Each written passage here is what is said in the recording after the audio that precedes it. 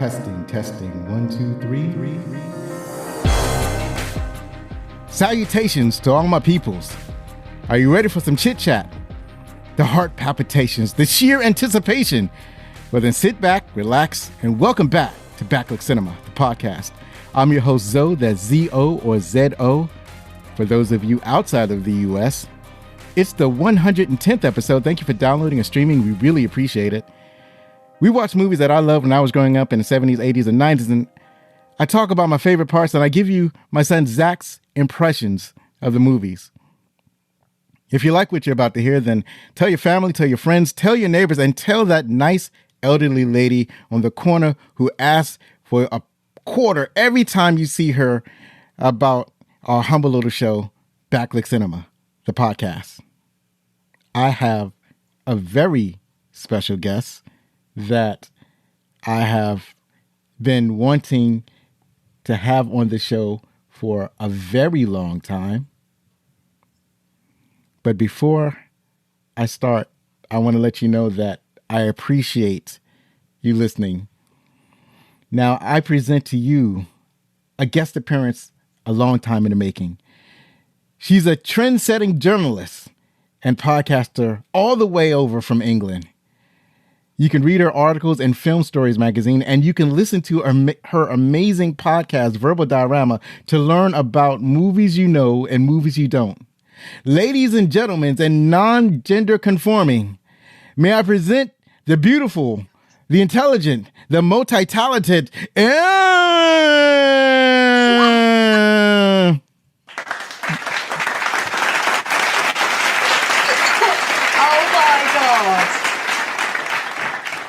That is, without a doubt, the most incredible introduction that I have ever had in my life. That was amazing. Thank you so much. I'm blown away. I'm blown away by that introduction. So it's fantastic to be here. I'm so excited to be here. You're right. This has been a long time in the making. That is my fault, and it's always my fault, because I'm always doing all sorts of random bits and pieces here and there. But I've been looking forward to coming on Backlook Cinema for a long time. So thank you so much for having me. Thanks. I really appreciate it. And I'm glad that you like the introduction. I try to work on the introductions. I try to make my guests feel seen, and because I very much appreciate it when people show up on my dinky little show. So I'm very pleased that you enjoyed that. So also, I had some questions lined up for you, and Sure. See, here's the thing. My audience knows that I am not a master interviewer. I'm not great at asking, poignant questions. They know that I'm doing my best over here. So, but I do have a few questions that I wonder if hopefully there are things that the audience wants to know. And I'm sure that the many people that have listened to this podcast have heard you on your podcast. So here are a couple of questions. And my first question is, how many years have you been writing?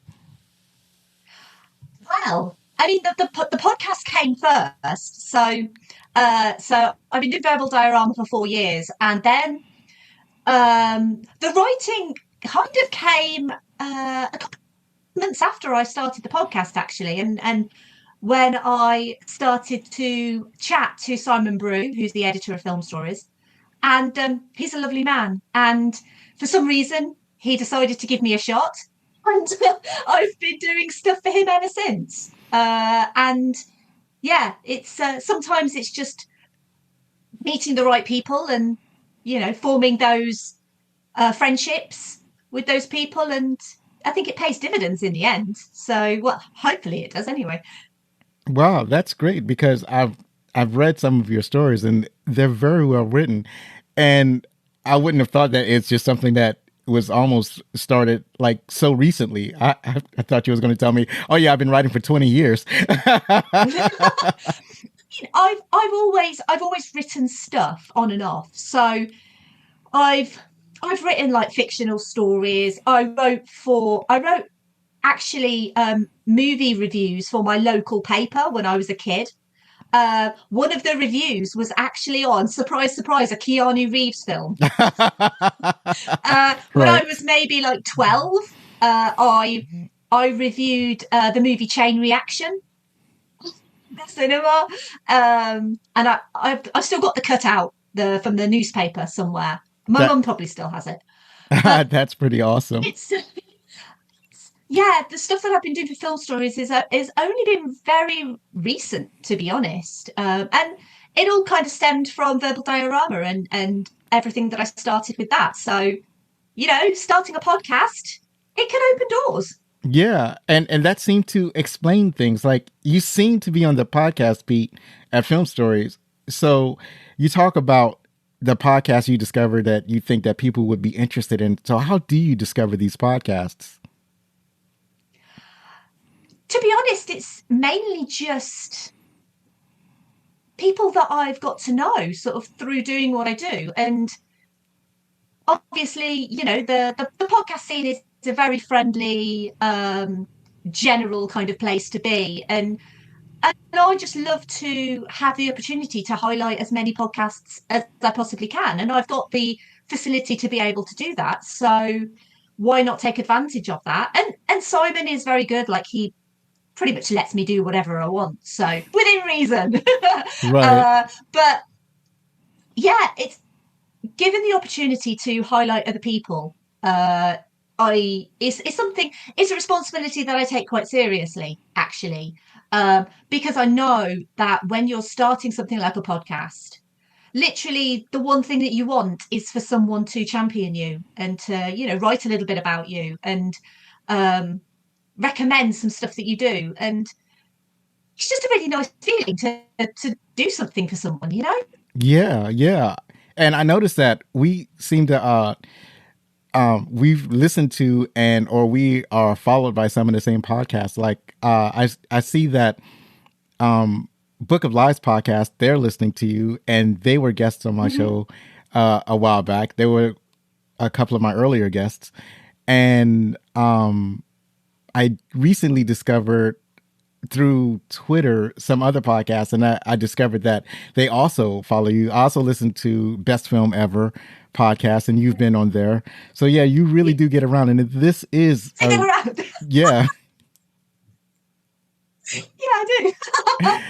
And this is you're right. This is a really friendly community. I think the strongest discussion I ever got with somebody who was also doing this was it was over Twitter, and it was basically a debate over whether saying ums and ahs, whether that was natural or whether it was something that, I don't know. His position was that it was unnatural. Like people don't naturally say ums and ahs.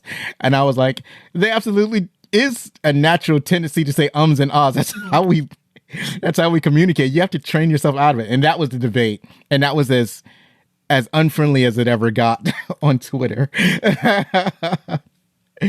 And yeah, there's a lot of negativity on Twitter just generally, but I think that the podcasting sphere is generally very positive and it's nice. yeah, yeah. I find that if I ever want to, I have like the two podcast pages. So I have my personal page, and which is very political and divisive, and I go over there whenever I need some drama. And then the podcast page is overly friendly, like everybody's there supporting each other. And oh yeah, there was a debate I had with another podcaster, one of my friends, and the debate was over a Star Trek movie. So I guess when you get into fandom, it could get pretty tight. Yeah. Why do you think I stay away from Star Wars? It's just like there's no point. Literally, I've done an episode on Rogue One, and it's basically the furthest away from Star Wars that you could possibly do an episode on. Right. I haven't touched any other Star Wars. Right. Yeah, and I can understand why you would do that. But I think that if you were to, I think that your audience is friendly enough that you won't get any pushback. And besides, you're not necessarily offering like an overabundance of opinion. You're like a very just the facts ma'am type of podcaster. Yeah, exactly. And I think to be honest, I think that's why people generally are very, very nice to me. It's very rare that anyone will, give me a nasty comment or, be mean. And I think it is genuinely because I don't really offer much in the way of an opinion. I will say what I think, Right, right, but right. Double Diorama is not a review podcast, and it never has been. So it is literally, like you say, just the facts. And it is about the history, it's about the legacy, and if I can stick a little opinion in there, then I will. But generally, it's a film history podcast, and it's not really much more than that, to be honest. Right, right. But yeah, I think you're right. I think that's probably why people are nice to me. It's because Yeah. I don't offer any sort of opinion that they disagree with. Right. And my last question, speaking of podcasters, you wrote an article, How Podcasters Are Becoming Movie and TV Plot Devices. So how do you feel about podcasting getting more and more exposure in the media? I think it's a very double-edged sword, to be honest, because I feel like it's great that podcasting is becoming more accessible to people. People kind of now know where to go to get a podcast. 5 years ago, you probably didn't really know where to go. You didn't know what apps to use. But in addition to that,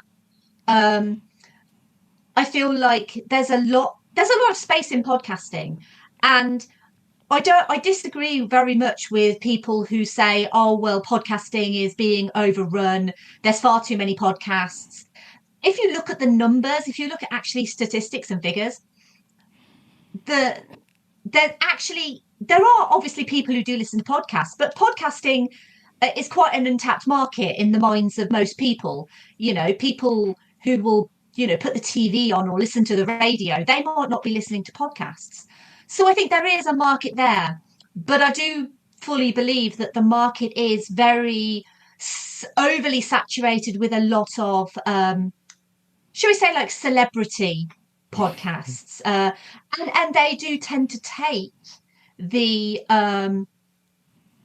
the publicity and the prime kind of spots on apps because they can afford to do it. They're recognizable people, and of course you're going to want to listen to someone that you know and that maybe you watch on TV and or you hear on the radio over some random person that you've never heard of. But I think that is kind of that's to the detriment of having that wide variety of different voices, different experiences. I'm not being funny, but do we really care about what celebrities think? Probably not, because their voices get out there a lot. But when you're talking about people, everyday people living everyday lives, communities that are underrepresented, we need to hear their voices. Personally, I would much prefer to hear what someone, say, for example, what an LGBTQ person thinks, who's, an everyday normal person living their everyday lives, than someone who's in the public eye who maybe doesn't really fully appreciate the normalities of life, shall we say, because they're rich, they're famous. So yeah, I do think it's a double-edged sword. I like the fact that it's more accessible, but I also do think that we do need to prioritize voices that people really do need to hear over voices that everyone's already heard. Right, right. And basically by that, I mean like these celebrities. Yeah. Independent podcasting is great. And everyone should be championing independent podcasts. And that's what I like to do. That's genuinely what I'm trying to do, is just to try and be a person who is championing. I can't even say the word championing. That's not even championing. That's the word.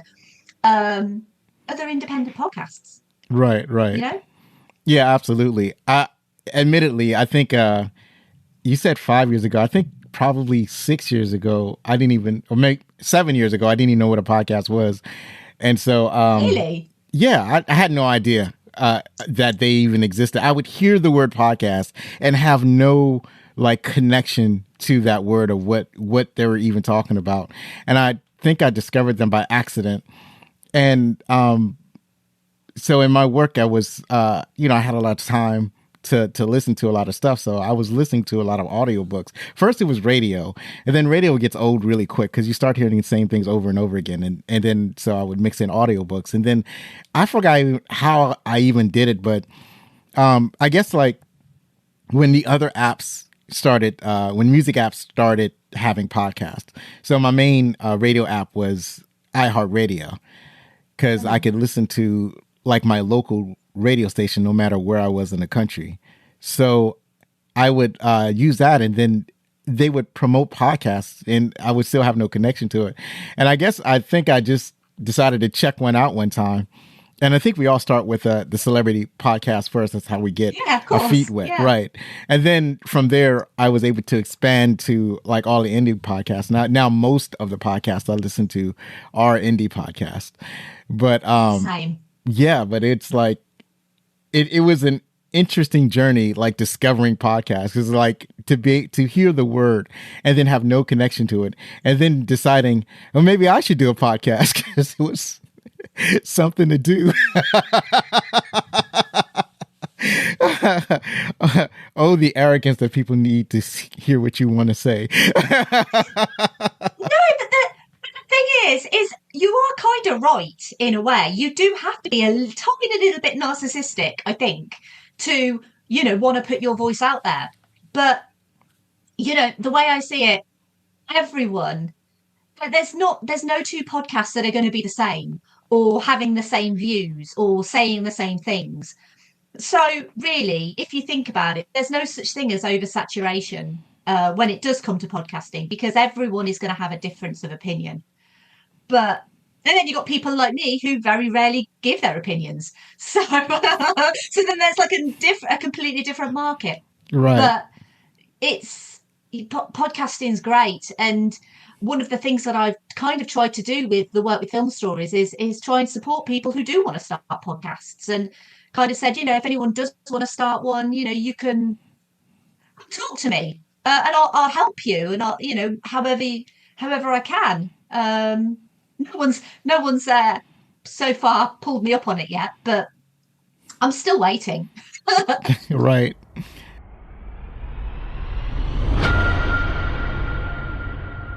So speaking of podcasts that, like you said, no two podcasts are exactly the same, but there are podcasts that are similar, and our two podcasts are very similar. And we have, in our disparate ways, we have covered the movie that we're going to talk about on this episode.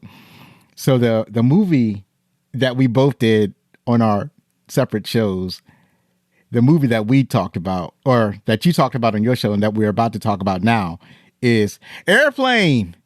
And I say it like that because there's an exclamation point at the end of the title. So you always have to be excited when you say the name of the movie. So how could you not be? Because it's fantastic. Absolutely. So if you could you tell us more about this fantastic movie? I absolutely can. Former fighter pilot Ted Stryker is desperate to keep his girlfriend, an airline stewardess, Elaine Dickinson, from breaking up with him. Ted is so desperate that he follows Elaine onto the flight that she's working on in an effort to overcome his PTSD and his fear of flying. Ted believes that if he can prove to Elaine that he is willing to work on overcoming his weaknesses, then she will give him another chance. During the flight, disaster strikes, and Ted may be the only one who can safely land the plane. Oh, thank you. That was beautifully read. I love it when my writing is presented in such a fantastic way. So, well, it always helps when you have a British person to do it, yeah, doesn't it? Absolutely. It's like that's why you get the British person. Absolutely. So this movie was released July 2nd, 1980, produced by Paramount Pictures, Howard W. Koch Productions. It grossed over $83 million in the U.S. and Canada on a $3.5 million budget, and it had rave reviews. This movie was an absolute monster hit, and surprisingly, it had a sequel, but it's not like Police Academy that had like a bunch of sequels. But it had a surprisingly short like family of films life, I should say. So Yeah, and I've still not seen the sequel either. Have you seen it? I believe I have, but it's not something that I can remember. And there's a reason why, like, the original directors didn't want to do a sequel or wasn't in any way involved in that work. So, to continue right along, why don't you tell us who was starring, or well, start us off, and we'll go back and forth and whatnot. Okay, so starring in this movie, we have Robert Hayes playing Ted Stryker. He also starred in superhero movie Take This Job and Take This. Oh, let me say that again. Take This Job and Shove It. I thought they were two different things then. Take This Job and Shove It and Cat's Eye B. Never seen any of those. No, I So hadn't. I've heard of superhero movie. Obviously, I think we've all had, and I've heard of Take This Job and Shove It. It was a very well, here's the thing. It seems like it was very popular for some reason when I was growing up because it was a song associated with it. So we loved that song. It was a country western song, Take This Job and Shove It, because we all want to, just quit our jobs. But I've never heard of Cat's Eye. So he plays the main character, Ted Stryker. And he's just realised I called it Cat's Eye B because I did a Ron Burgundy. Oh my god, I did a Ron Burgundy. That's okay. Yeah, that's Yeah, just it's just Cat's Eye. And also, what you call it? So he's still acting, still in a lot of TV right now. And up next is Julie Haggerty. She plays Elaine Dickinson. She was also in Freddie Got Fingered, She's the Man, and Just Friends, and a bunch of other projects. I can't remember. I can't remember how thick her IMDb was or how thin it was. But I've heard of Freddie Got Fingered, I think, but I haven't seen most of these movies. I think Just Friends. I think that's got Ryan Reynolds in Oh, it. right. Yeah, I think I Ryan remember now. Reynolds and maybe Anna Faris. I'm not entirely certain. Right. I don't remember Julie Haggerty in it though, so maybe she plays like someone's mum. Yeah, most Something. likely. Most likely. Uh, so up next in the cast, we've got the incredible Leslie Nielsen, the incomparable Leslie Nielsen. He plays Dr. Rumack, and obviously he's a comedy legend. He wasn't always a comedy legend, but from this movie, he became a comedy legend. He was in the Naked Gun series, Mr. Magoo, Spy Hard. I mean, there's not been like a comedy movie that's worth its weight in gold that did not have Leslie Nielsen involved. Yeah, and What a man. I love him. Yeah, and the funny thing is that he started off as a serious actor, and he was actually afraid that he was just going to be relegated to the grandfather role or like just some older man role. And when he transitioned to comedy, now we only remember him for his comedy movies or his roles in his comedic roles in TV shows. We don't remember his serious work. And he was definitely one of my favorites growing up. I adore him. Yeah, absolutely. Up next is Kareem Abdul-Jabbar. He plays Roger Murdoch. He's been in Glass Onion, Fletch with the L, and Forget Paris. And he is also an author. Have you? I don't know if you've read any of Kareem Abdul-Jabbar's books. I have not.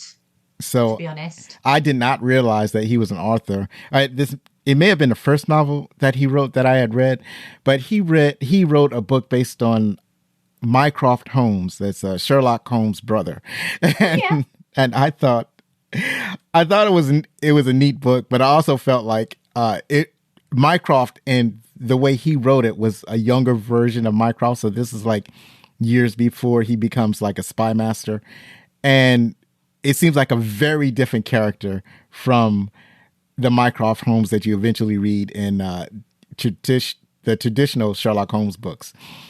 But he's funny in this movie. He's hilarious.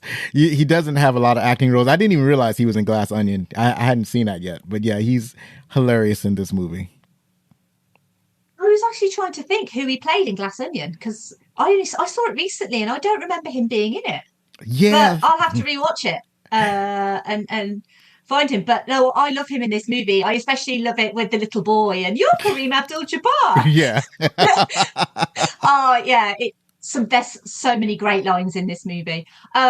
So up next in this movie we have Lloyd Bridges, another Hollywood legend. He plays Steve McCroskey. He was in Hot Shots, Blown Away, and Joe versus the Volcano, which I saw recently actually, and I really loved Joe versus the Volcano. I thought that was a wonderful movie. Oh, that's great. I've always wanted to check it out, but just never got around to it. But I had seen Hot Shots and Blown Away. It's funny because I remember Blown Away, but I don't remember. Like I remember a couple of scenes. I thought it was part of the Harrison Ford series where he plays the CIA operative. I thought it was that, and then I realized that Blown Away is a completely different movie.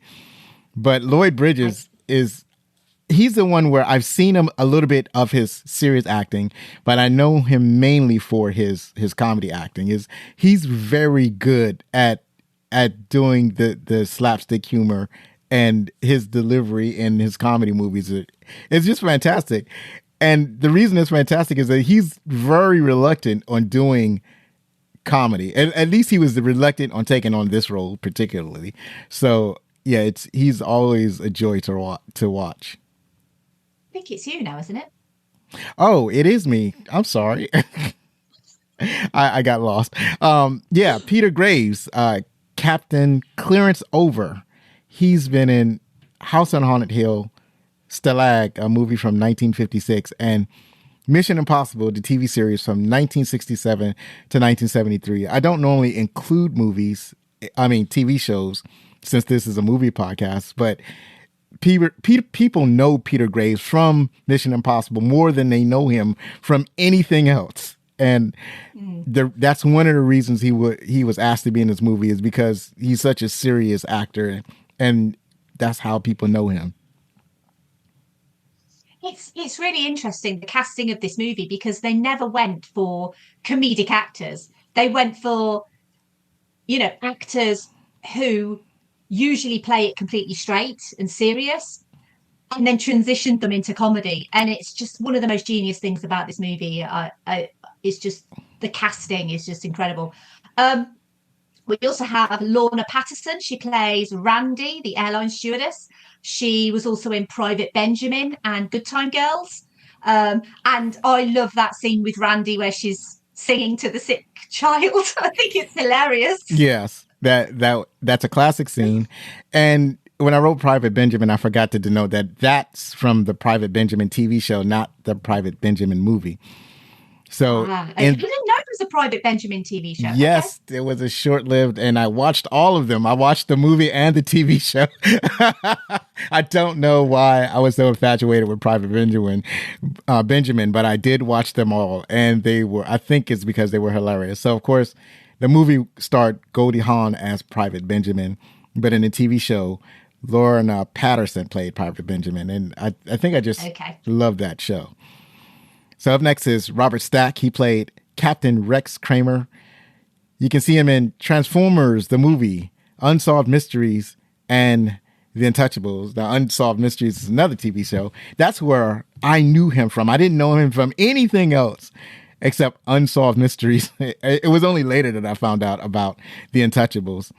And he has such that, and the reason that he was on Unsolved Mysteries is because he was on the Untouchables TV show.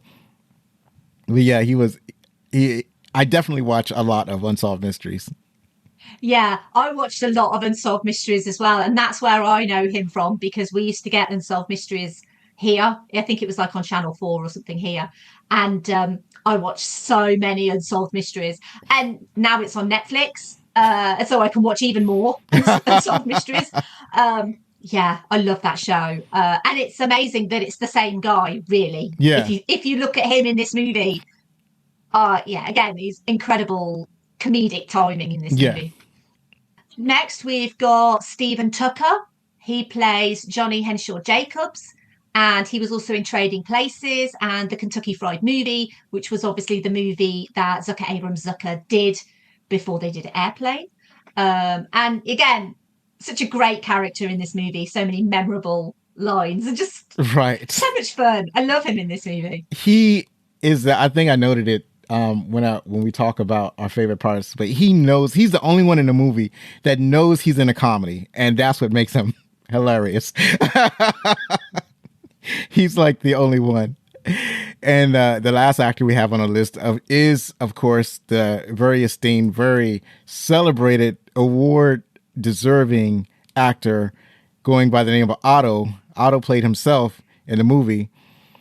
Very similar to Wilson the volleyball and Robbie the robot, he has his own IMDb page. Unlike, Robbie the robot is the only one who has appeared in multiple movies, so he's like a prolific actor. But Wilson and Otto, they've only been in one movie. But Otto really played his role well. Of all of the actors, of the inanimate actors that have been on screen, Otto is obviously the best one. I mean, I'm just sad that we didn't see him in anything else after this. Like, what happened to him? Did he just waste all of his Airplane money on like drugs and women? We need to know what happened to Otto. But yeah, so much fun. Such a great character. There's so many wonderful things about this movie that I know we're going to get into, but yeah, he's great. Yeah, absolutely. So go ahead and tell us about the director. Right. Okay. So this was directed by Jim Abrahams, David Zucker, and Jerry Zucker. They are also known as Zaz. Basically, in the UK, we would spell that Z-A-Z. In the US, that would be Z-A-Z. And it basically stands for Zucker, Abrahams, and Zucker. So Zaz, or Zucker, Abrahams, and Zucker, they've been prolific in comedy in Hollywood, both as a trio and also individually as well. But they also did Top Secret, Ruthless People. They did the pilot episode of Police Squad, which would then go on to be adapted to The Naked Gun from the Files of Police Squad, starring Leslie Nielsen, of course. Of course. And they would be directed by David Zucker. But basically, when you're talking about like great comedy directors, as a trio, I don't think anyone comes close to Zucker, Abrahams, and Zucker, just for quality. And then, obviously, I know we're probably going to go into what they've done individually, but yeah, it's not obviously what's wrong with me? Their directorial debut, but it is the movie I think that they are most well known for. Right. Yeah, I just did the movies that they did together. I didn't make any notes, I don't think, on what they did individually. So if you want to go into more of their individual works, I know one of them directed the movie Ghosts. I can't remember which one of them. And the other ones I don't remember exactly. But you're right. They are what's amazing. Well, I'll say this. What's most amazing about these three men is that all three of them are given director credit, which is highly unusual in Hollywood movies. Like Hollywood does not like giving multiple people co-director credit. They would rather, they strongly lean towards having one director at a time. But they managed to do it, and they ought to be commended for that. So this movie is also written by Jim Abrahams, David Zucker, and Jerry Zucker. And they've written Naked Gun, Files from the Police Squad. They've written the Kentucky Fried Movie, obviously. David Zucker wrote Basketball, Naked Gun 2.5, and he wrote and directed The Smell of Fear. Abrams wrote Hot Shots and Hot Shots Part 2, and he directed, well, I'm not sure if he directed both of them or just Hot Shots Part 2. I can't remember. And Jerry Zucker wrote Rat Race, and Jerry Zucker was the one who directed Ghost and First Night. So it's quite incredible, really, isn't it? Because you wouldn't necessarily put Ghost and Airplane in the same sentence. When you're talking about like movies and directors, but it's quite impressive, really, that he could do, co-direct Airplane and then also go on to direct Ghost and First Night, which are completely different. Yeah, they're completely different, and this may be Jerry Zucker may be the person that grounded the trio. He probably pulled them back into reality when they wanted to go off onto the stratosphere. Jerry Zucker was probably the anchor that that helped them grounded so that they wouldn't lose the audience. I'm guessing because Ghost and First Night are very serious films, and at the same time fantastical. And that, like, I'm surprised that he directed Ghost. I kept having to look at it over and over again to make sure that this was the same person, because Ghost is on a completely different level than Airplane. So if you think about it, the Whoopi Goldberg scenes in Ghost are really funny. So there is some really good comedy in Ghost, but it all comes from Whoopi Goldberg. So I can kind of see that, but then the serious parts with like Patrick Swayze and Demi Moore, I can't see that. Right. Whoopi Goldberg, definitely comedic. Yeah, it's interesting, very interesting. Yeah, I mean, it's serious, it's emotional, it's heart-wrenching. And then didn't really direct a whole bunch of other movies. So that's also very unusual. So do you want me to talk about the music? Yes, go ahead. So the music was by Elmer Bernstein. He's got 256 composer credits to his name. He also composed the music for Wild Wild West, the 1999 Will Smith movie that, let's be honest, it's not great. To be fair, I think everyone knows like the Will Smith title song from that movie. He also composed Stripes, which I've actually never seen, and The Incredible An American Werewolf in London, which is still one of the greatest horror movies that I think has ever existed, with some incredible special effects as well. Yeah, it's again, probably really varied. Yeah, it's probably the best horror movie that I still haven't seen. I've always wanted to see it, just never got around to it. See it. You need to see it. It's terrific. With what I found about composers, that regardless of the quality of the final movie, they always seem to do their jobs. I found very few composers that do a bad job in the composition of the film. And Wild Wild West in particular, when you go to their pop music soundtrack, that is much better than the movie itself. Like that you mentioned, the Will Smith title song. That title song for the movie is so much better than the movie from which it was from. And absolutely, it's almost like misleading to how good a movie experience that you might have, because obviously the song was released before the movie was, and so you think you're going to go into a fantastic movie, and you don't get that. It's a real shame, because that was like peak Will Smith as well. Late 90s absolutely. Will Smith. Yeah, should have been huge, but it wasn't. Right.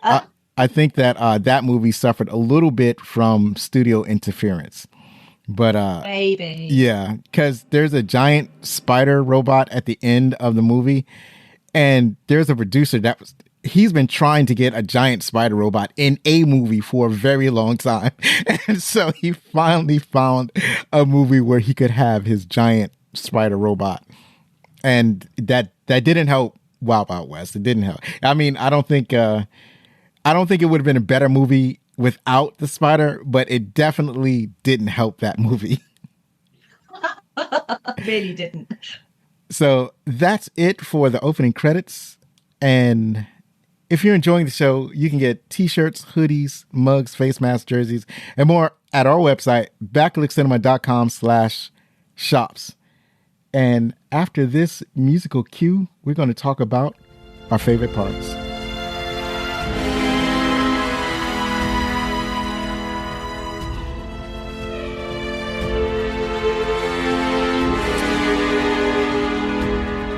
And we're back.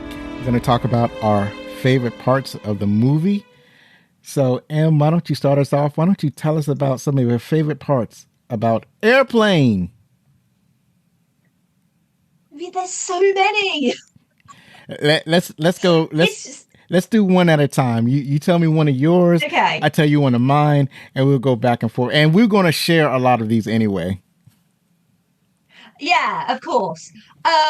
So I think I'm going to start with Ted Stryker's drinking problem. And because one of the things I love the most about this movie is that this movie is basically more or less a shot-for-shot remake of the movie 0 Hour. And 0 Hour was an incredibly serious movie about a aviation disaster, basically, where everyone on the plane has an unfortunate bout of food poisoning and they have to land the plane. And it's very serious. And the character of Ted Stryker, the character in 0 Hour is also called Ted Stryker. And it was basically one of those things that Zucker Abrahams and Zucker and Paramount actually bought the rights to 0 Hour so they could basically make this movie. But I just love the fact that they took all of this serious stuff from 0 Hour, like the fact that he was a war vet and all of that, and the drinking problem, and basically just made everything so hilariously funny. And the drinking problem specifically, just... Yeah, that was definitely my favorite gag in the movie. And I remember when I first saw that, I think I laughed the hardest I did that entire year when I saw that, because that is just such a classic comedy bit to do. Like, he says he has a drinking problem and then he throws the water on his face. Like, who does that? That's incredible. That's so incredibly funny. It's so unexpected. And it was just a classic moment in cinema. And you mentioned that it was a parody of 0 Hour. Interestingly, I've never seen 0 Hour. I didn't even know that. I knew it was a parody of disaster movies in general, because disaster movies were going around at that time in the 80s. But I didn't know that it was a parody of a very specific movie. And I think you mentioned on your podcast that the writing for Airplane was so exact to 0 Hour that just to cover their butts, ZAZ or ZAZ, they bought the rights to 0 Hour just so that they wouldn't get in any trouble. Yeah, well, because the last thing you want to do is infringe someone else's copyright, when you're making a movie.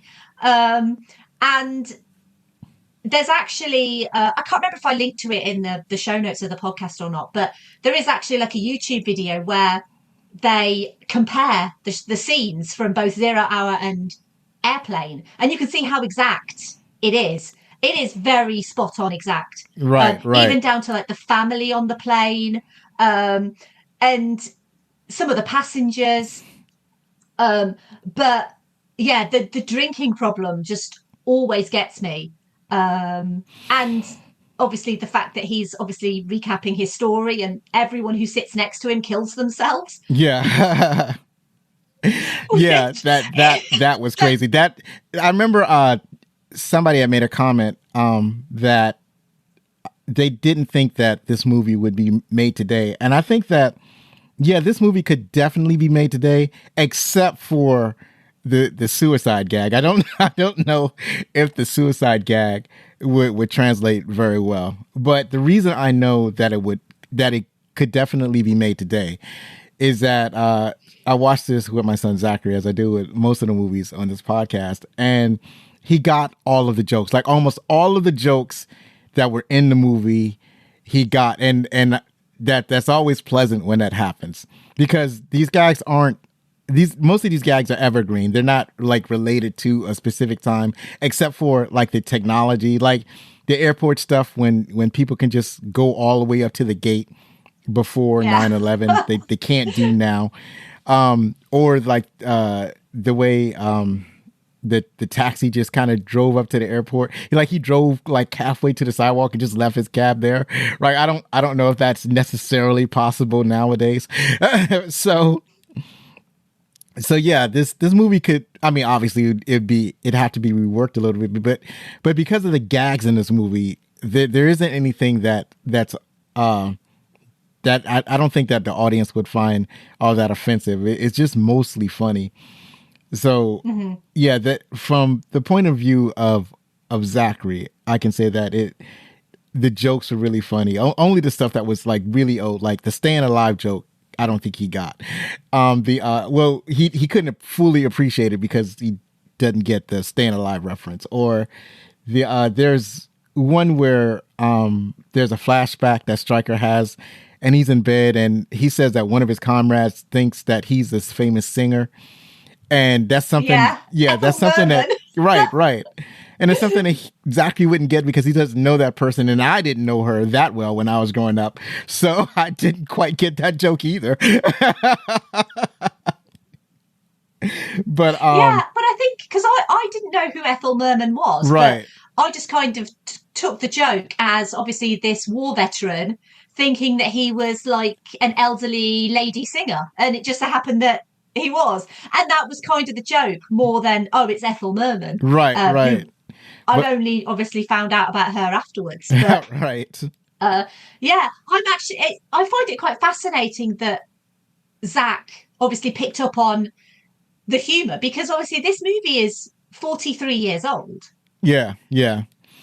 Well, and I think it's because, like I said, it's the gag. It's like, so for example, the coffee joke, the drinking joke, every time they're saying like the hospital jokes where they say well, we need to get him to a hospital, and they say, what's that? And he says, it's a building with lots of patients, but that's not important now.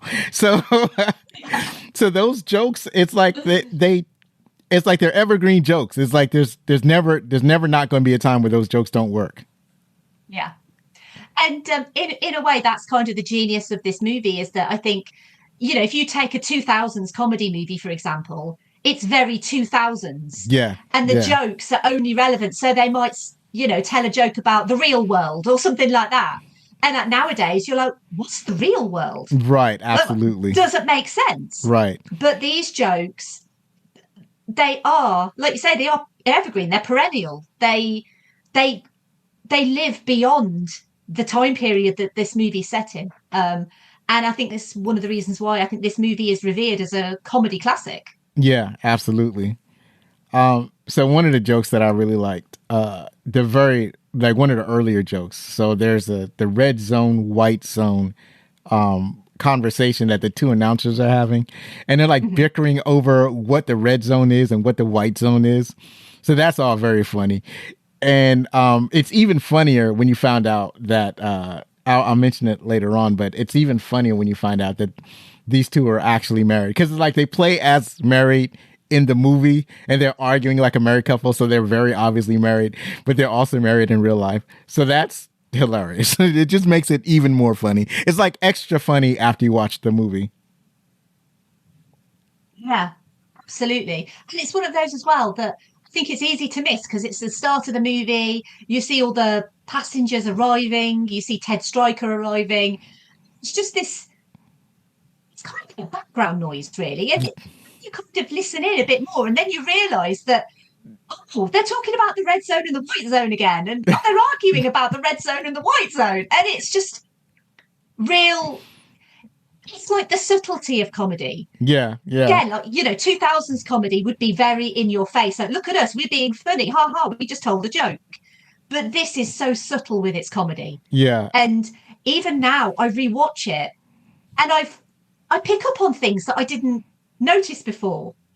And it just makes every single viewing of this movie just so much more enjoyable, because you're like, oh my God, that was a really good joke. And you just didn't, like, for example, when the reporters arrive at these kind of airport control, and then obviously wanting to get like an interview, wanting to get like a statement, and then at the end they go, right boys, let's take some pictures, and they just go and take pictures off the wall and they leave. It's just Right. real funny, proper funny, physical, visual humor. Right. And I love it. So I mentioned earlier the staying alive joke. So I really enjoyed it. At first, I was kind of distracted because Stryker is supposed to be in the Air Force, and he's wearing a like stark white uniform, and so I'm like, did the Air Force ever have white uniforms? So that got me stuck, and I had to look it up later on, and maybe the U.S. Air Force had white uniforms for a very short period of time. So I'll give the movie a pass. But it's like whenever I think of a white uniform, I'm thinking of a Marine Corps uniform, but because they have a white uniform. But he has his uniform on, and then he takes off his jacket. And next thing you know, he's dressed as John Travolta in Staying Alive, Yeah. and they start playing a sped up version of Staying Alive, and that the whole thing is hilarious. I'd only say that it went on a little bit too long, and then there's like a fight that takes place in the background during the entirety of that scene. So with the Girl Scouts. yeah, the Girl Scouts are vicious. It's just, and the thing is as well is when you've got a high def TV, you can clearly see that these are, grown men dressed as Girl Scouts, which makes it even funnier, really, in a weird way. It's a little bit like one of the things that I really love to do, especially with older movies. I love to find the wires, only because practical work, I love it. And it's not because I'm looking for mistakes or anything like that. But in this movie, when he's obviously, when they're kind of spinning and she's holding his legs and he's clearly got wires holding him up. I love stuff like that. And like when he's doing like the Russian dancing, you can see the wires. I adore it. I love the fact that they haven't gone back and gone, oh yeah, let's digitally remove these wires. Right. You don't need to. That kind of adds to the comedy. Yeah. That scene is spectacular and it's so silly. And especially the bit, where she's dancing with that other guy and he gets stabbed in the back. And so he's doing like pointing at his back and she's copying. Right. And he's like, no, I've got something in my back. And she's just copying his moves. It's just chef's kiss. Right. Like brilliant comedy. Right. Absolutely. It works on so many levels. So it's funny that you mentioned the thing about noticing the stuntmen. So I didn't notice the stuntmen in this movie, but there is one time that it was glaringly obvious in high definition. But it was an episode of Star Trek, the original series, and it was a fight between Captain Kirk and Khan. And you could clearly see, like during the fight scene, that the people fighting were not William Shatner or Ricardo Montalban. They were two completely different people. And you could clearly see it because the high def, you could exactly see their faces. And I thought that was so charming. It is really charming. And unless it's really obvious, like that scene in Jurassic Park where Lex's stunt double looks up, unless it's really obvious like that. But it's like I watch old episodes of Buffy. You can clearly see in some of the fight scenes, it's not Sarah Michelle Gellar, but I don't care because it's still Buffy. Right. And yeah, this movie is so special, and I don't want them to ever go back and say, oh, we've done a special remastered edition with bits removed, and oh, we've got a CGI plane instead. Like, no, don't. It's just the fact it's a little model plane on strings. Yeah. Adds to the charm. And every time, so they have a problem with the plane, or like when the pilots obviously get sick and the plane dives, and then you see the little model plane dive. I love this movie so much. It constantly makes me laugh. It's always, I know if I put it on, I'm always going to be entertained by it. Absolutely. And the thing is as well, there's so many amazing quotes. Like, this movie is so quotable. It's like you said earlier about a hospital. What is it? Oh, it's a building with patients, but that's not important right now. And I think when I did the episode, I think I put like in the show notes about it being a podcast. What is it? Well, it's just an audio file that you listen to like on your device, but that's not important right now. And if you want to do that for this episode, feel free. It's just it's so quotable. Yeah, absolutely. So quotable. The most quoted line Time in any obviously. Conversation. If anyone ever says, surely something, you can always reply with, oh, yeah, but don't call me Shirley. Right. Always. Right. Absolutely. That's like one of the most quotable gags in most of cinema. Yeah. There's also the conversation that the airline pilot has with the little boy, which the actor had a lot of problems with. So that was funny. But it's like he brings the boy in and he's like, you ever seen a cockpit, right? And asking all these strange questions is like, it's so crazy. I also like the running gag where the people were like, every time that Stryker would sit down and start telling his life story to the person he's sitting next to, they want to kill themselves. So I remember I think the first person hung themselves. I forgot what the second person does. But the third stabbed himself in the chest. Oh, he stabbed himself in the chest. Yeah. And then the third person was about to self-immolate. I think he succeeded too. But he poured oil all over himself, and he started he had a lighter and he lit the lighter, and then finally somebody called Jack Stryker like, we need you to do this. Can you do this?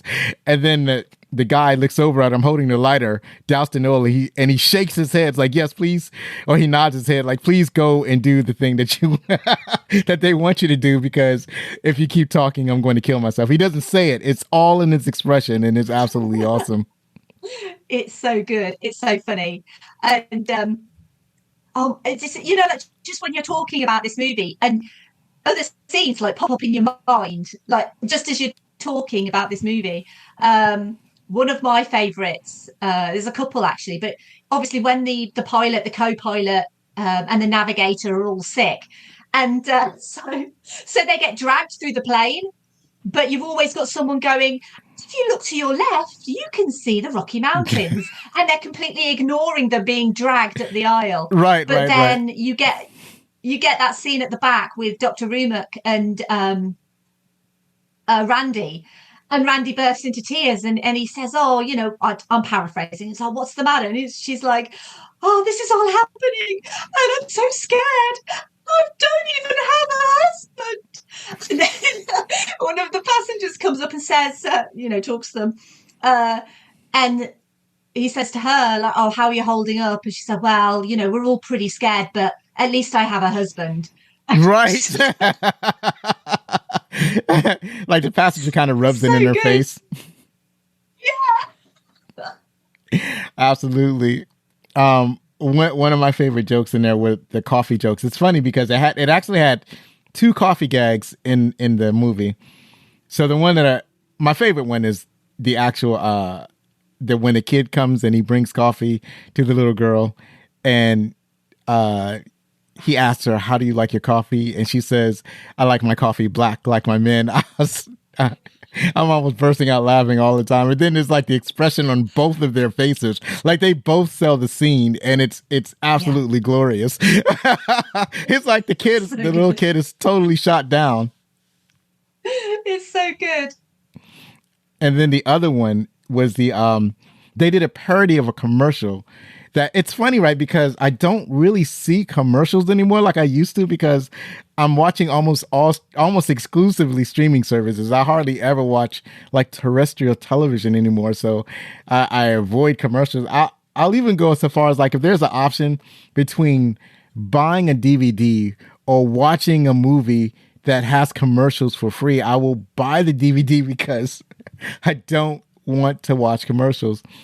But when I was growing up, commercials was like, that was like part of the culture. Like you just knew all of these commercials. And it's like, I remember somebody asked me, were they like, I referenced an old commercial and they asked if that was a meme. I was like, well, it's not exactly a meme, but I think commercials back in the 70s and 80s, they were the memes of our day because they would create like water cooler moments. Like you go to the office, like did you remember that commercial that came on like Friends last night or something like that? So the commercial that this reference was, it was a woman and she's trying to give her husband some coffee and he drinks the coffee and she offers him a second cup and he says, no, thanks. And then in her head, she's like, that's funny. Jim never takes a second cup. No, she offers, he's someplace else. He's not at home.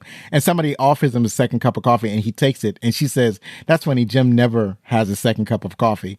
So that's a commercial that I remember. Like I remember watching that commercial and it's like, I don't know, going over, it's not like it was funny or important, but just that they would parody that commercial, it brings back memories of watching commercials when I was growing up. I don't know if you've seen that commercials before. To be honest, because obviously between the UK and the US, obviously we get very different commercials. One of the things that I really stuck in my mind, I've been over to the States several times, was that commercials in the States are very different to the ones here. That might be like a new thing, but for example, if you've got, say it's a commercial for a pain-killing drug or something like that, over here it would just be, new brand X for headaches, find it in your local chemist and that'll be it. Whereas in the US, it tends to be, new brand, find it in your local pharmacy, may cause drowsiness, may cause stupidity, may cause flatulence. Speak to your doctor before taking brand X. If you take brand X and you have a problem, speak to your lawyer. All of this afterwards. So it's very different. But we did used to have some very famous commercials here in the UK, but I think, like you say, nowadays people watch streaming services. You don't get ads on streaming services. It's why I love a streaming service. Right. Over here we have a channel called the BBC, and the BBC has no ads. So the BBC is funded by the UK taxpayer. So I prefer to watch the BBC because I don't get to see ads.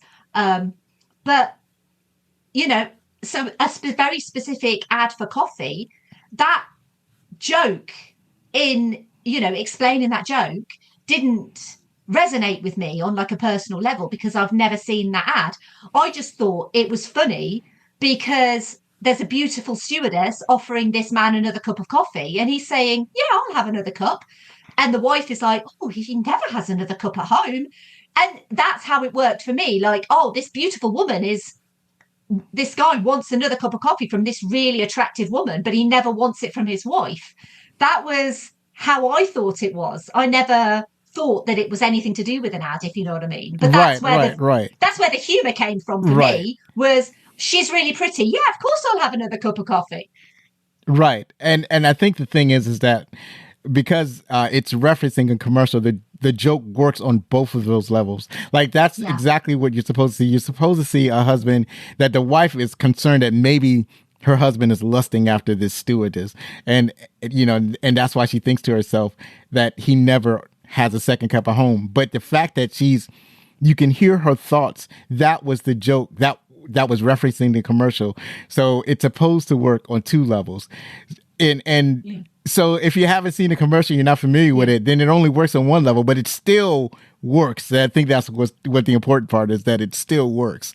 But it's like, so when I'm watching it, I both get the part where it's like she's concerned about why her husband is getting a second cup of coffee. Like one, it's the stewardess that's that she might be fearful that he's lusting after. The second one is that what's wrong with her coffee? Why doesn't he have 2 cups of her coffee? Is she making her coffee wrong?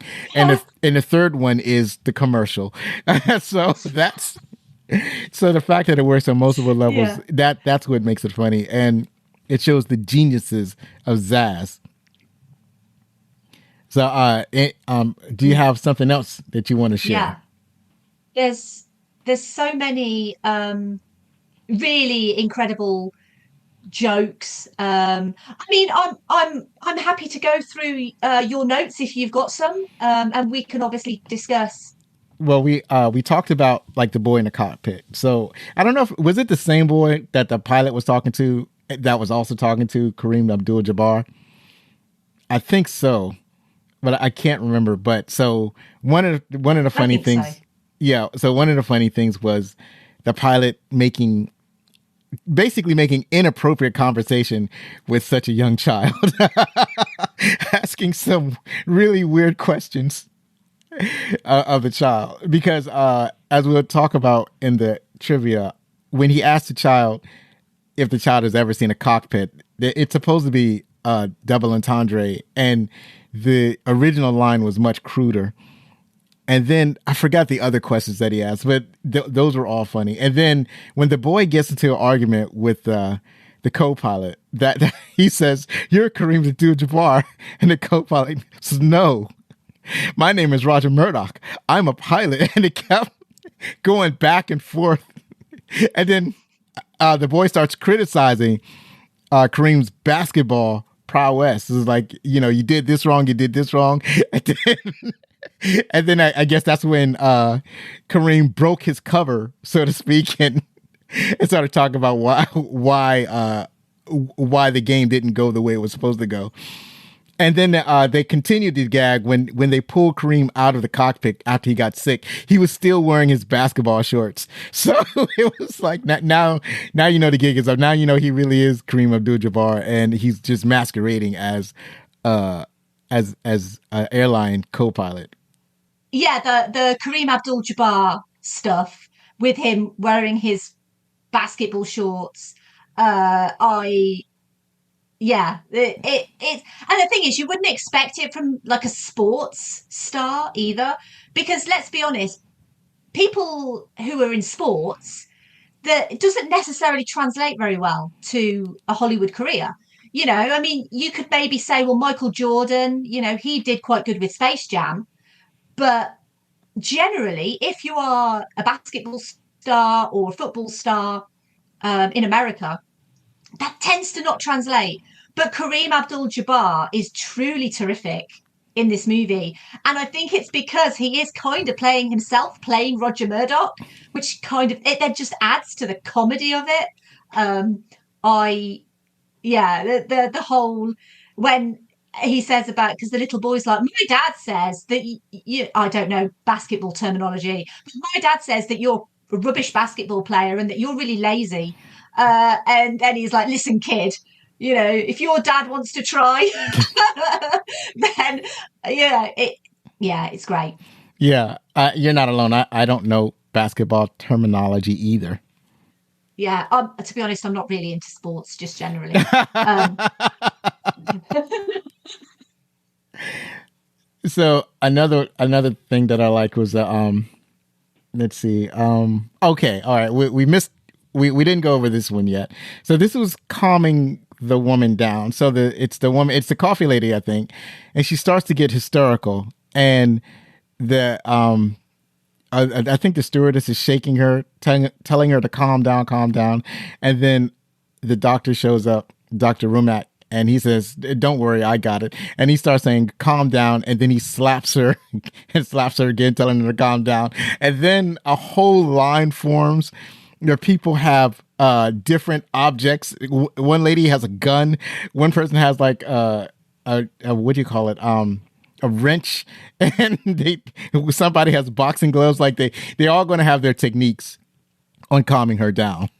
Yeah, it's again truly great physical comedy, and I think it's even like because the first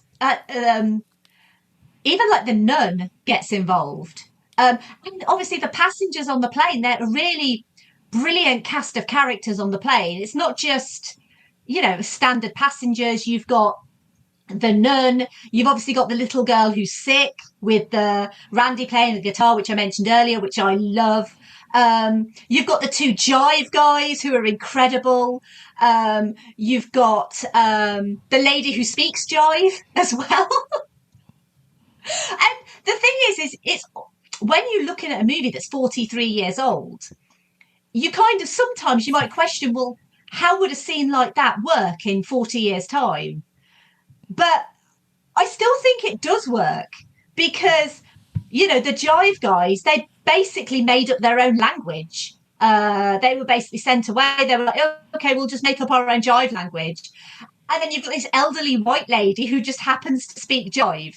And you could have literally used any language for that scene. You could have used Spanish, you could have used Japanese, but it works because it's, these two black guys. And it kind of, goes into the whole, blaxploitation and all of that in the 70s. And it kind of riffs on that a little bit, but it does it in, such a warm way. It never kind of reduces these guys down to any stereotype or anything like that. It's just a really funny joke that the only other person on the plane who happens to speak jive is an elderly white woman. Yeah. It's just so funny. And then it's someone that people associate with family because she was the mother on Leave It to Beaver.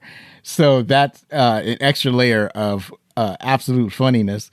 And that's one of my favorite jokes in the whole movie. Like when you see them and then it's like their language is so specific to them that they need subtitles when they speak. So and then I think I read that on the DVD commentary. I may have put this in a note somewhere. On the DVD commentary, when they talk about how they came up with the language, they're subtitled in jive. So that's also an extra layer of funny. But yeah, I think that I agree with you that the joke would work because there's like so many layers of how that joke is presented and what it's basically saying about our society and race relations in America specifically. So yeah, that I laugh at that joke every time. It just I feel like it was masterfully done. So yeah, those are I think almost all of my favorite parts. Unless you've got anything else. I'm trying to. Oh, there is one thing that I just wanted to highlight. So the scene with where they go and get Robert Stack's character Rex Kramer, and the guy goes to the house to pick him up. You've got that wonderful scene in the mirror where he steps through, which is brilliant comedy. You've got the scene where they're driving to the airport and you've got the rear projection with like horses and stuff. It's just brilliant. And then when he gets to the airport, he fights all of the people at the airport and it's so good. He did all of his own stunts and it's just so funny just to have him like flip over a guy, punch a guy, kick a guy just to get through the airport. It's really, really funny. Right. I love it. And what we didn't really get to talk about like both Robert Stack and Lloyd Bridges. It escaped me. So we didn't. So Lloyd Bridges has this running joke about quitting smoking and quitting drinking and quitting heroin and all this other stuff. That was, but both of them were excellent in this movie and excellent at basically being the straight men. Now, like everybody seemed to be playing it straight, but the fact that they were playing it straight with this ridiculous dialogue, I think that's what made the movie so endearing and special and so rewatchable and so funny even after all of these years. So yeah, that this movie continues to endure, and I think that people will enjoy it for generations to come. I totally agree. I like we've kind of alluded to. This movie it's very wholesome in a weird way because obviously it's supposed to be a comedy movie, but there's nothing in here that could offend anyone, not seriously anyway. It's not very reliant on its time period for the gags. And like you say, the gags are multi-layered. They work on all of these different scenarios. And I really do think that, 43 years later, we're still talking about this movie and how funny it is. So this movie is going to stand the test of time, and it is going to be a movie that you can show to your children and to your grandchildren. And you've shown it to your son, and he loved it. So, in the future, maybe he'll show it to his children. And I fully believe that this is a movie that it's cross-generational. You could enjoy this with anyone. And it's just so silly and funny and doesn't take itself too seriously, except when they're playing it straight. But they're playing it straight for the comedy, and that's why it works. And it's so self-aware. I love it. I can't say enough good things about this movie. Yeah, yeah. So that's it. Talking about our favorite parts of the movie. Obviously, there are so many more gags and jokes in the movie. We only basically kind of scratched the surface of this, but let us continue on. And after this, we're gonna talk about the trivia.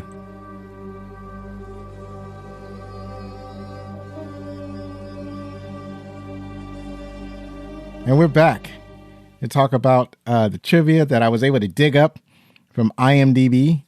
Now, this is where our podcasts are similar because you talk about the history and the nuance of the making of the movie, and you so eloquently write up in a narrative form these things that you found out about the movie. I, on the other hand, I just copy and paste IMDb. And what I found is a lot of times it's not always the easiest thing to read on the podcast. So I am very crude with my trivia section, but I was able to find some things I found interesting. So let's go over that. The first 2 days of the film's gross covered its entire production budget. So that's fascinating. It definitely made its money back quick, fast, and in a hurry, which is what Hollywood producers absolutely love. Yeah. And that's the thing, is movies like this don't tend to make the money that this movie made, which again is incredible. So it was produced for $3.5 million. It took 34 days to complete. And the film was the fourth highest grossing film in 1980. And as of July the 15th, 2002, it's earned $171 million.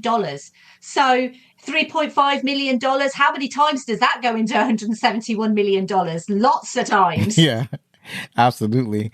And remembering at the top of the show, it grossed something like 80 something million.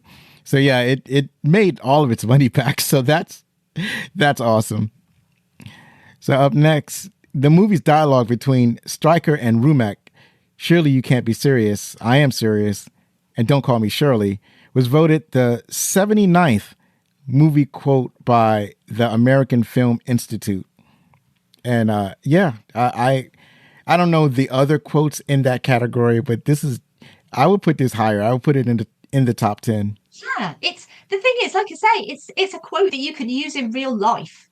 There's not many movie quotes that you could use in real life, except, I don't know, maybe like, I made him an offer he couldn't refuse. That sort of thing, maybe you could use. But yeah, surely you can't be serious, I am serious, and don't call me Shirley.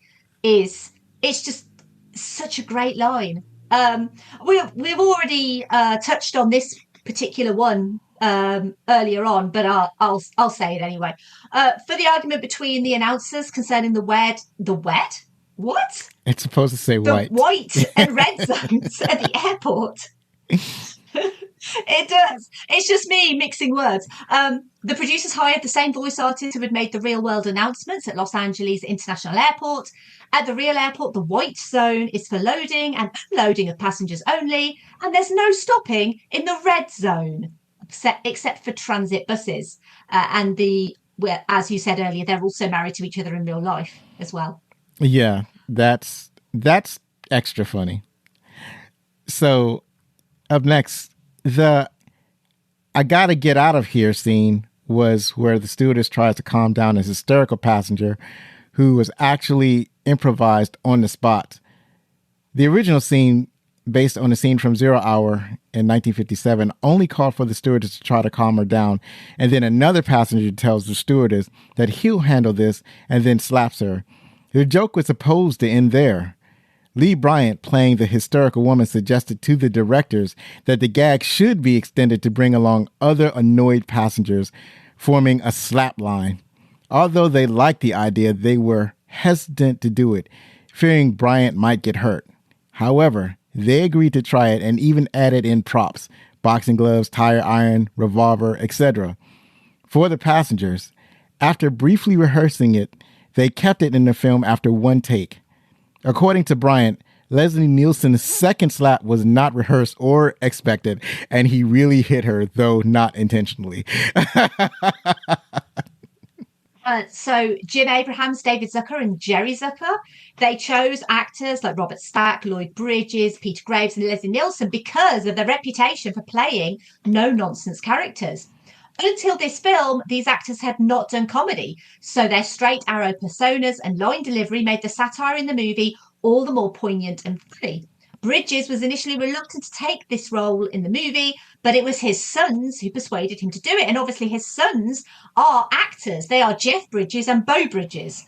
So that's quite cool, actually, that they had a hand in him being in this movie. Yeah, that's really cool.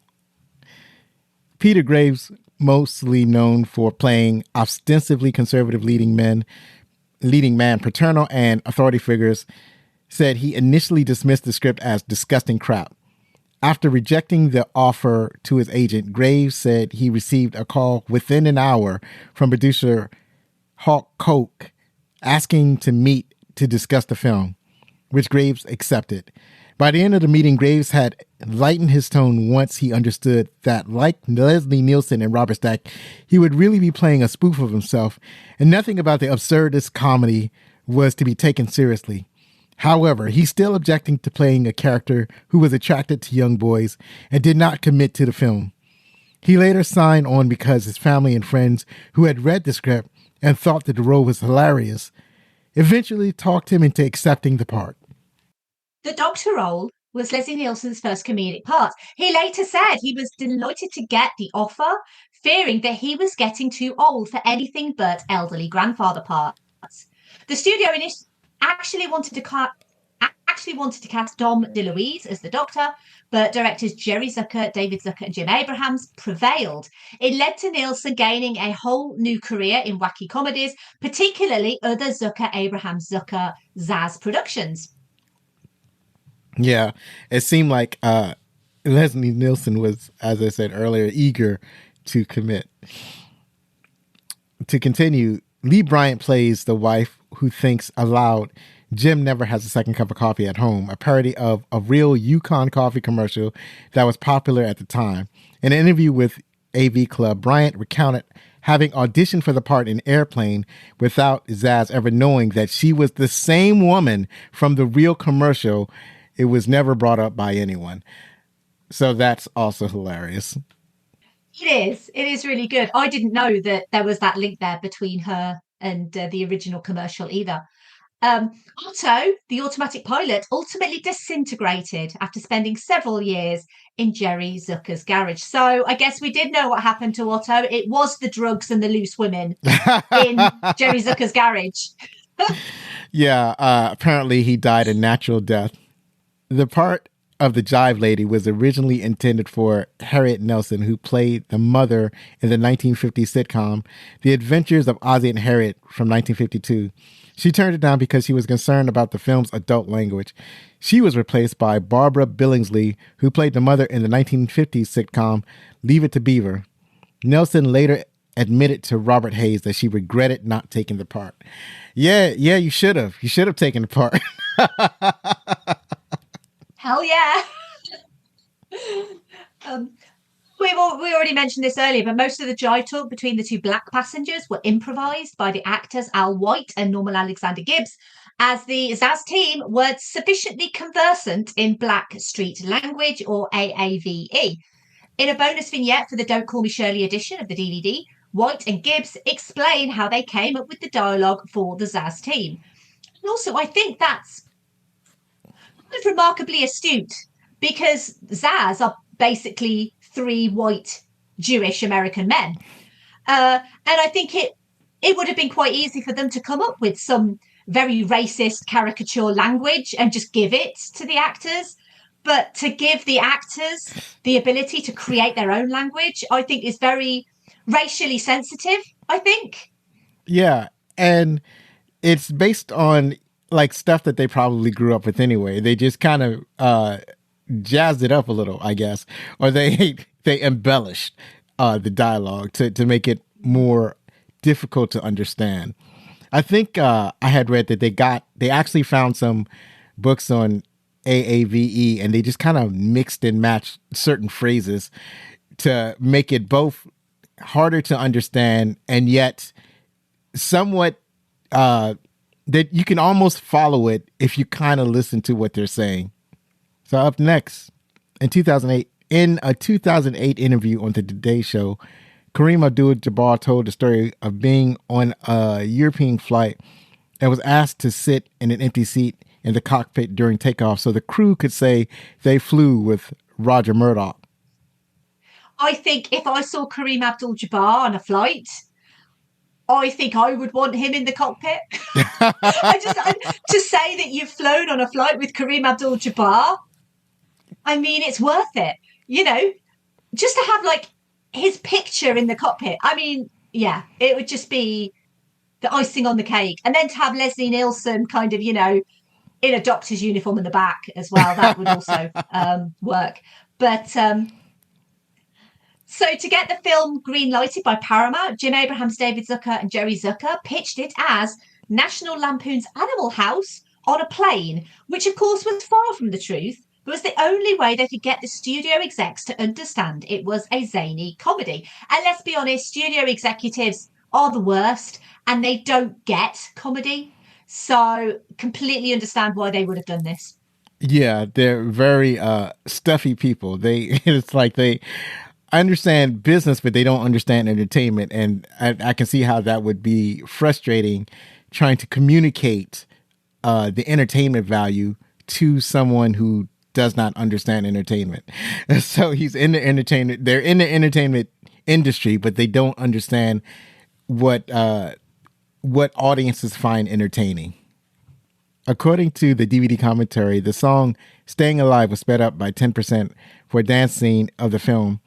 Permission was the Bee Gees had to be obtained to speed it up. I think we talked about that earlier.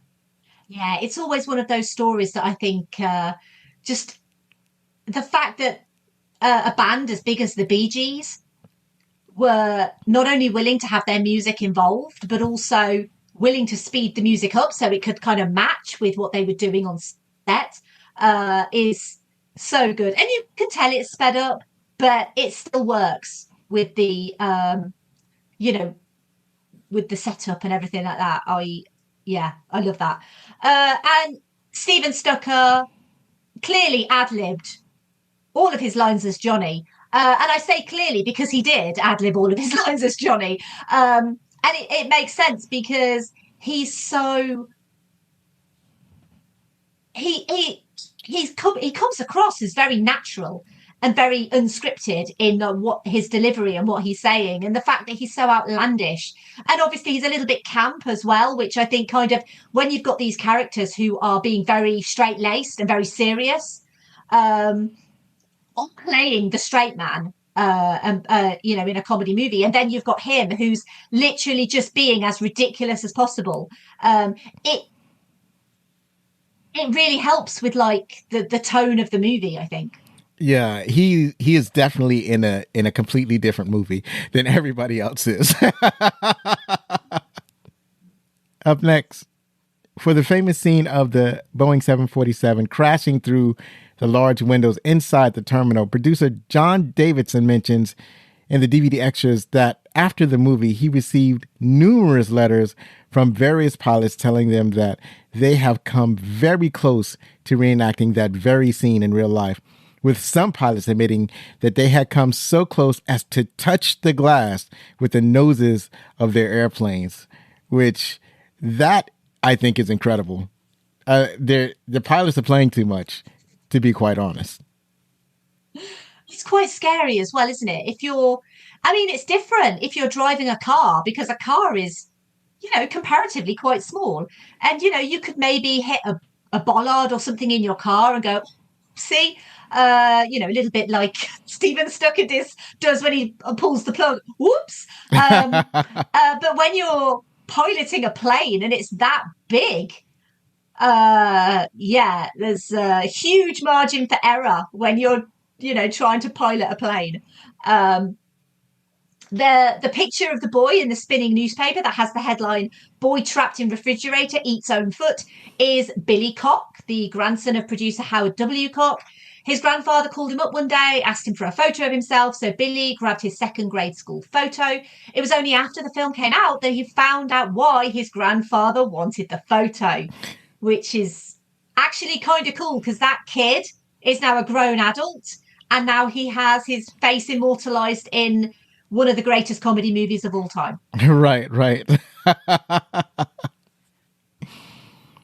The three directors had a long battle with the Directors Guild of America. The DGA initially refused to allow the three-director credit. Jim Abrams legally changed his names to Abrams and Zuckers in order to ensure credit was given to all three directors in the credits. The Guild ultimately allowed the three-director credit. DGA tends to stick to one director rule for live-action projects, except for recognized directing teams like the Coen brothers, the Wachowski sisters, the Farrelly brothers, or specific exceptions. One time, Robert Rodriguez quit the DGA when the DGA wouldn't allow co-director exemption for Frank Miller. So yeah, very, very dramatic over there at the DGA.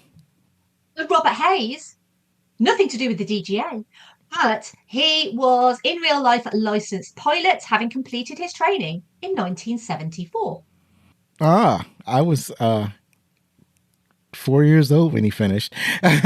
three or four, depending on the month. So Lloyd Bridges had a lot of questions trying to understand his character, his motivation, and his dialogue. And Robert Stack pointed out that the visual gags were so frequent and nonsensical that no one in the audience was going to care. Lloyd, we are the joke, said Stack to Lloyd. And he was right. They were the joke. They are part of the joke. But I think it kind of goes to actors, doesn't it? Because an actor is there to embody their character and to understand the motivations of their character. But that doesn't necessarily relate to comedy, because you don't need to understand the motivations of your character when literally all you're there to do is to be funny. And yeah, I find that quite admirable. So when Captain Over asks the young boy if he's ever seen the inside of a cockpit before, it's not the original line, which was ultimately deemed to be too risque, because Zaz originally wanted the line to be, "Have you ever seen a grown man's cock before?" And that line was changed to cockpit because, I mean, to be honest, a grown man asking a young boy that today would not fly, excuse the pun. So I'm kind of glad that they took that out. Yeah, it's actually funnier because now it's now, like I said earlier, it's a double entendre. But the other thing was that the actor did not want to say these lines, right? Like, he didn't. It was hard enough to get him into the movie, and he didn't want to play a person who was, because like the joke in the movie is that the pilot is attracted to young boys, but the actor did not want to be a person, a grown man that was attracted to young boys, but they were able to convince him to be in the movie to play this role. So I think one of the things they did was they changed this line. They probably changed some other lines so that it would go over better with the actor so that he wouldn't have to. So it's not like overtly obvious that he's attracted to young boys. It's like something that you have to think about. Like when you think about that line about asking a boy if he's ever seen a cockpit, it's like, wait a minute, that's just, the way he says it is like This is not, something is not kosher over here. Yeah. Right. In an interview shortly after the death of Peter Graves in 2010, Rossi Harris, who played Joey, said that Graves was extremely uncomfortable when the two were on set together. Graves avoided any contact with him when they were not filming. Harris also commented that Kareem Abdul-Jabbar was not acting when he erupted and grabbed Joey following his relentless criticism about Kareem's basketball performance. Harris said Kareem grabbed him very hard and Joey's fearful expression was quite real.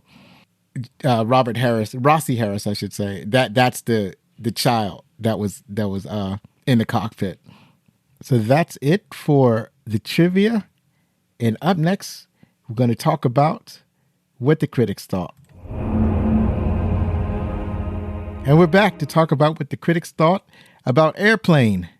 The critics gave it a 97%. Audiences on Rotten Tomatoes gave it an 89%.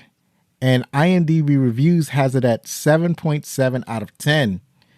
So overall, a very popular movie. So if you could start us off with the first critic. Sure. So the first one is everyone's favourite critic, Roger Ebert from the Chicago Sun-Times. And he said, it is sophomoric, obvious, predictable, corny, and quite often very funny. And the reason it's funny is frequently because it's sophomoric, predictable, corny, etc. Yes, absolutely. Up next is Kathleen Carroll from the New York Daily News. She wrote, Jim Abrams, David Zucker, and Jerry Zucker, who share both writing and directorial credits, become so desperate for laughs that the jokes descend to a much cruder level. And I don't know if maybe the jokes are crude, but I enjoy them nonetheless. Sometimes comedy does resort to being crude.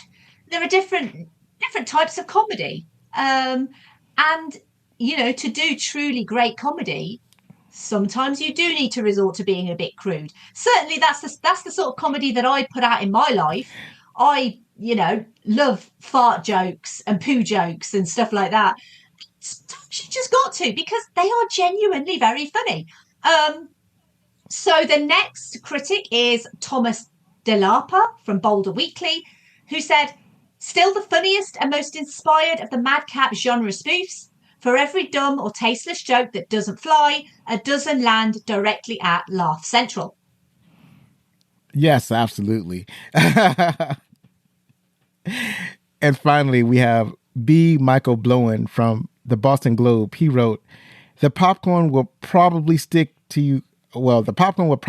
with you longer than this silly saga. But if you need a few belly laughs, get a boarding pass. Airplane is the ultimate takeoff. So he's obviously wrong, because people had talked about this movie long after its debut in theaters. Yeah. And like I say, 43 years later, we're on a podcast talking about it. So I think you need to shove your comment, B. Michael Blowen, where the sun doesn't shine. Absolutely. So finally, Airplane is, as of this recording, available on HBO Max. I think. I don't know anymore. I don't remember watching it on HBO Max. But and that's only in America anyway. But that's it for today. Next week we have a very special guest. You know what? I was supposed to change all of this. I knew there was something I was supposed to do. I was about to announce you again as the guest, but you're already here. So I actually don't know what the next movie is going to be. But just remember to follow us on social media, and then hopefully I will announce it before it comes out. But anyway, you can follow us on TikTok, Twitter, or Twitter at. See, I'm getting everything mixed up, but I promise I'm going to get it out. You can follow us on Twitter or TikTok at Backlick Cinema, or on Facebook or Instagram at Backlick Cinema Podcast. And if you're on Mastodon, at Backlick Cinema at mstdn.party.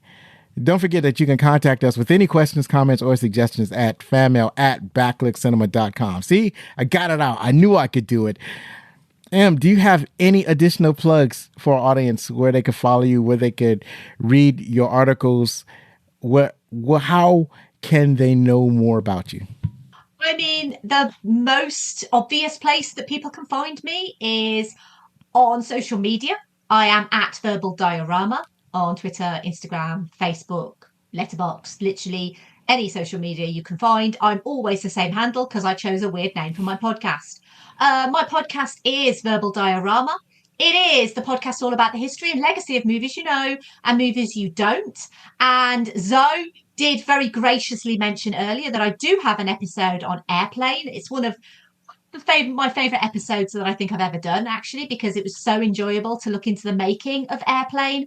And to be honest, a lot of the stuff that we've talked about in this episode is referenced in that one. So there's a lot of crossover, like you've already said. So obviously, if anyone wants to listen to another podcast, then hosted by some random British woman, then you can find Verbal Diorama on your podcast app of choice, and it would be so lovely to have you with me on my little podcasting journey.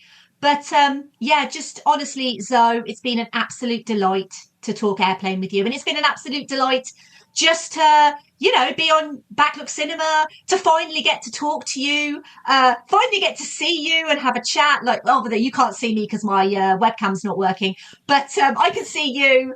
And you've just been such a huge support for Verbal Diorama. You are always so gracious with your time.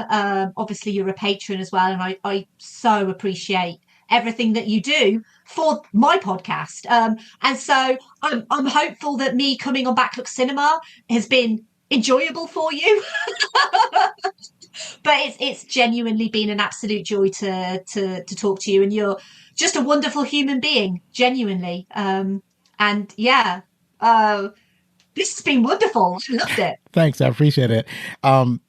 Technical issues notwithstanding, it was a pleasure having you on the show. I was so glad when you accepted my invitation, and I'm glad to have you in the show to have your insight and your expertise in movies and cinema, to be able to talk about your favorite parts. Because like we discussed earlier, people don't get a chance to hear. I mean, obviously the movies that you talk about on your podcast are movies that you already like. Like, you're not going to delve deep into something like Wild Wild West or some of the other movies that you didn't particularly enjoy. But now we get a deep dive into a lot of the things that you liked about Airplane in particular. So I hope that we can do another team up again. I know you have a crazy busy schedule, but I'm sure that we can work something out and hopefully have a better online connection. I mean, this is admittedly a first world problem. So yeah, that the internet is not working as exactly as we would like is minor compared to some of the other issues that could obviously go wrong with trying to talk to somebody that's thousands of miles away. So thank you so much once again for coming on the show. And one last time, if you like this show, then please help us grow by spreading the word about Backlook Cinema, the podcast. And I know that you've enjoyed our guest, M, so please listen to Verbal Diorama. Believe me, it matters. Be safe, share a movie from yesteryear with your family, hug your loved ones, and if you're going to be anything, be outstanding.